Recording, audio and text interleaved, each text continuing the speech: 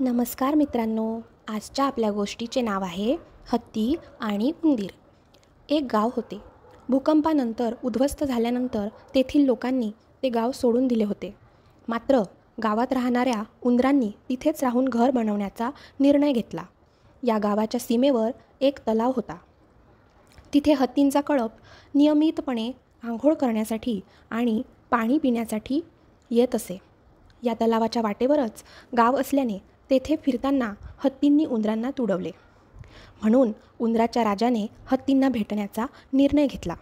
तो त्यांना म्हणाला, हे हत्तींनो, तुम्ही गावातून जात असताना अनेक उंदरांना तुडवले. तुम्ही कृपया तुमचा मार्ग बदलण्याचा विचार केल्यास आम्ही खूप आभारी राहू. जेव्हा तुमची गरज असेल तेव्हा आम्ही लक्षात ठेवू आणि तुमचे उपकार फेडू. हत्ती राजा हसला. हा हा हा, आम्ही महाकाय हत्ती आहोत आणि तुम्ही उंदीर. तुम्ही उपकाराची परतफेड कशी करू शकता? तरीही आम्ही तुमच्या विनंतीचा आदर करतो आणि आमचा मार्ग बदलतो. काही दिवसानंतर शिकाऱ्यांनी लावलेल्या जाळ्यामध्ये हत्ती अडकले. त्यांनी सुटण्यासाठी खूप धडपड केली, पण व्यर्थ. हत्तींच्या राजाला उंदराच्या राजाने दिलेले वचन आठवले, म्हणून त्याने उंदराच्या राजाला मदत मागितली.